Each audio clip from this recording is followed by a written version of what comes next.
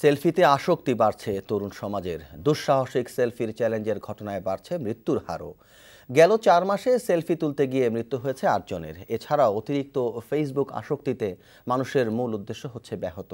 এ সমস্যাকে মানসিক আসক্তি বলে আখ্যা দিয়ে মনোবিজ্ঞানীরা বলছেন, নিজের অবয়বকে গুরুত্ব দেওয়ার চিন্তায় বিভোর ব্যক্তিরা শিকার হচ্ছে দুর্ঘটনায়।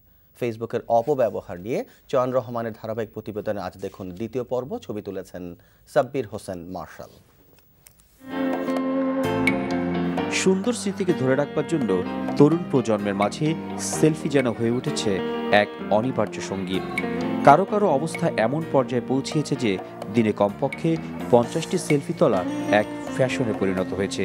যদিও আমেরিকান সাইকিয়াট্রিক অ্যাসোসিয়েশনের সাম্প্রতিক জরিপে ঘন্টায় একটি সেলফি তোলা স্বাভাবিক, 3টি হলে তা সংক্রামক। 10-15টা ছবি তুলে, সেলফি তুলে আমি আমার প্রতিটা মুহূর্ত আমি সেলফির মাধ্যমে ক্যাপচার করে রাখতে পারতেছি। এখানে ফ্রেন্ড সার্কেল নিয়ে বসছি, এখানে যেমন 5টা 10টা সেলফি অটোমেটিকলি উঠে গেছে। জেনারেশনটা মূলত সেলফি নিয়েই চলতেছে, মানে সেলফি জেনারেশন বললেই চলে আর কি। হিসাব তো নাই, মানে সেলফি যখনই কোনো মানে একটু সাজুগুজু করছি বা একটু ফ্রেশ মুডে আছি, সেলফি। আনন্দের এসব মুহূর্তই অনেক সময় রূপ নিচ্ছে বিষাদে। এ পর্যন্ত চলতি বছরে সেলফি তুলতে গিয়ে মারা গেছেন 8 জন।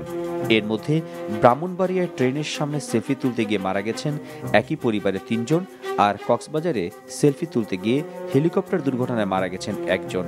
সর্বশেষ অক্টোবরের শেষ সপ্তাহে মাওয়াতে সেলফি তুলতে গিয়ে মারা গেছেন 1 জন। পরিচিতদের চমকে দেওয়ার বদলে দুঃসাহসিক এসব সেলফি এখন শুধুই স্মৃতি, শোকে কাতর সংশ্লিষ্ট পরিবারগুলোতে। মনোবিশেষজ্ঞরা বলছেন, ছবির চারপাশকে প্রাধান্য না দিয়ে নিজের ছবিকে মূল্যায়ন দিতে গিয়ে ঘটছে এসব দুর্ঘটনা। আমার একেবারে ফোকাসড, আমার পুরাটা আমার মানে মনোযোগটা নিবদ্ধ হচ্ছে শুধুমাত্র আমার চেহারার দিকে এবং এই মানে কয়েক ইঞ্চি একটা স্ক্রিনের মধ্যে। তো স্বাভাবিকভাবে তখন হলো অনেক রকমের ঝুঁকিপূর্ণ বিষয়টা চলে আসছে। এবং কিন্তু সেটিং লিমিট ইম্পর্টেন্ট, অর্থাৎ হতো কতটুকুন সীমা আমি আসলে অ্যালাউ করব, কতটুকুন সময় আমি আসলে অ্যালাউ করব, বা কতটুকুন আসলে লাইকের বিষয়টাকে এমনই থাকবে যে আমি শুধুমাত্র লাইক পাওয়ার জন্য সব কাজ বাদ দিয়ে আমি শুধুমাত্র এটার মধ্যে নিবিষ্ট হচ্ছি। দুর্ঘটনা নিয়ে কাজ করা বুয়েটের অ্যাক্সিডেন্ট রিসার্চ কাউন্সিল এই অনাকাঙ্ক্ষিত দুর্ঘটনা রোধে কিছু পরামর্শ দিয়েছেন। আপনি একটা রেল লাইনের উপরে এসেছেন, ওই জায়গাটাই আপনাকে বলে দিবে যে আপনি একটা বিপজ্জনক জায়গায় আছেন, অর্থাৎ ওখানে একটা সচেতনতার সাইনবোর্ড থাকবে। রাস্তায় এসেছেন, রাস্তায় মার্কিং সাইনিং থাকবে। ওই জায়গায় আসা মানে আপনি ফিল করবেন যে আপনি নতুন একটা জায়গায় এসেছেন, যাতে আমরা যারা ব্যস্ত অসচেতন ইউজার ওখানে যাই, সাথে সাথেই বুঝতে পারি যে আমাকে একটু সচেতন হতে হবে।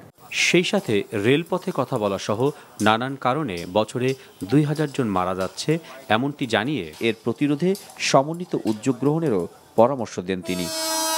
চয়ন রহমান, এনটিভি নিউজ, ঢাকা।